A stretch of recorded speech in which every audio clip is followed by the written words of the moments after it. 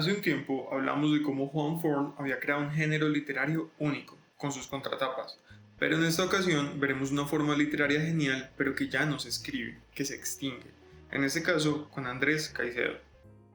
Hace poco volví a uno de los textos que más me gustan, las cartas.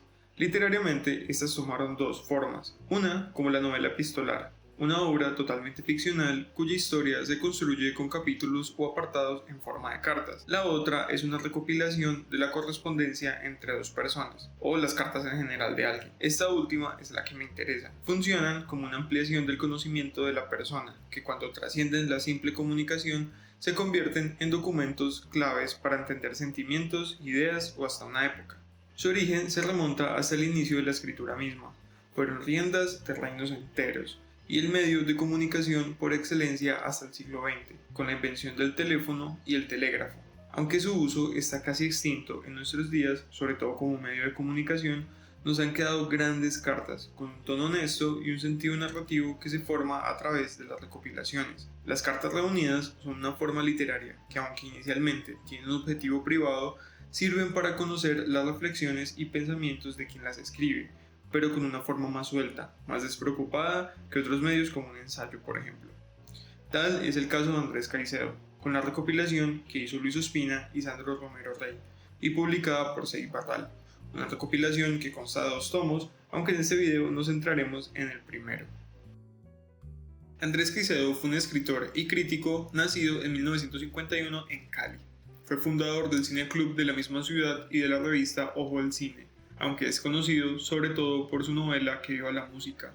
Después de recibir la primera edición en 1977, se suicidó en su ciudad natal a los 25 años. Escribió además teatro y un par de guiones que trató de vender en Estados Unidos a Roger Corman, con poco éxito. En su corto paso por este mundo, escribió y reescribió demasiado, y con la distancia del tiempo se puede ver como uno de sus mayores aportes a través de esos textos fue mostrar que la literatura y la crítica no eran una especie de aparato oxidado, intelectual y ajeno, sino una forma de apropiarse de lo cercano, de lo local.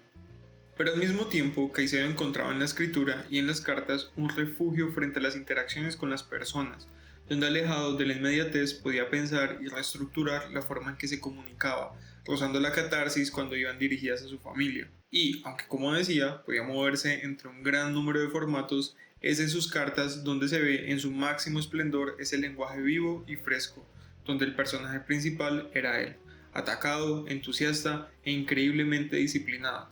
Porque como decía, el talento no es otra cosa que disposición al trabajo, a la labor creadora.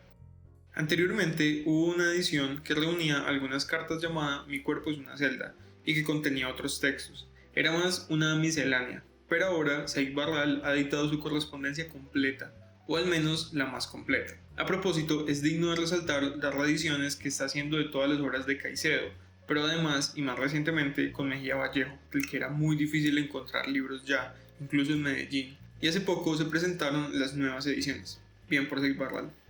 Es cierto que es una recopilación de cartas y por muy buena que sea la labor editorial, de igual forma requiere más del lector para hilar la historia, mucho más que una novela al menos. Pero en este caso es una historia envolvente que tiene su inicio en la costa norte de Colombia, en el convulso ambiente latinoamericano de los años 70. Son páginas cargadas de cine, que es el hilo conductor, desde una mirada de un crítico voraz, pero a la vez de una persona que amaba mucho este arte, tanto como para tratar de hacer su propio cine, como la película que realiza con Carlos Mayolo, o como con los guiones que trata de vender en Los Ángeles, ambos proyectos con escaso éxito. En este libro asistimos a un momento regido por una especie de ingenuidad creadora, ese estado necesario del que inicia, pero no significa que tratara con descuido su obra, sino que cuando se dirigía a editores y amigos se hacía palpable el amor de Caicedo por su oficio y el cuidado que le daba. Aquí viene el aspecto que más me gusta de las cartas, los procesos. Tanto en la correspondencia del caleño como de muchas otras personas se puede ver la construcción de algo y los choques en ese camino, como lo complicado de las relaciones humanas, las pequeñas victorias, el entusiasmo de iniciar un proyecto, los sinsentidos, los líos de plata. Eso incluye cosas no tan mágicas o romantizadas como gestionar, buscar recursos, hacer presupuestos, propuestas, independizarse. Es una faceta que no se conoce mucho de los escritores o artistas en general, y muchas veces se tienden a enmarcar como personas muy etéreas, bajo esa cosa rara de la inspiración, pero olvidamos que es en realidad un trabajo, lleno de gestiones y monotonías como cualquier otro oficio. Quizá estas partes puedan no gustar a muchos lectores, pero al mismo tiempo es una versión que me llama mucho la atención por la idea de que lo noticioso es un resultado final. Los procesos son extraños, se sacan de la ecuación, y pues bueno, se entiende, nadie lee un libro malo y lo justifica solo por su proceso, pero simplemente hay que reconocer que tendemos a olvidar que las cosas no nacen de la nada, sino que son caminos complejos, de hacer, desbaratar y rehacer, compaginar con gente y con mil factores del tiempo, de la economía, entre otros. Por supuesto, habrán personas que aún escriban cartas, pero es más un anacronismo, y dudo mucho que resulten en forma de libros. Su desuso es natural, como forma de comunicación eran demasiado torpes, lentas y se extraviaban mucho. Tampoco creo que salgan algo así como mails escogidos. De igual forma, hay muchas más narrativas nacientes, como lo crossmedia, transmedia, videojuegos, realidad expandida, entre otros. Sin embargo, lo que más comienzo a extrañar es ese contrapeso a los resultados, esa ojeada a los procesos, del cómo se construyen las cosas. Pero, aunque no se escriban más, no significa que no se deban leer, todo lo contrario, porque tanto en literatura como en la historia en general se tiende a pensar en estas personas como estatuas idealizadas, pero es en estos textos donde se pueden ver más naturales y grises, con sus cualidades, pero sus imperfecciones también, como personas y no como seres ensalzados, nos enseñan a reconcebir el pasado.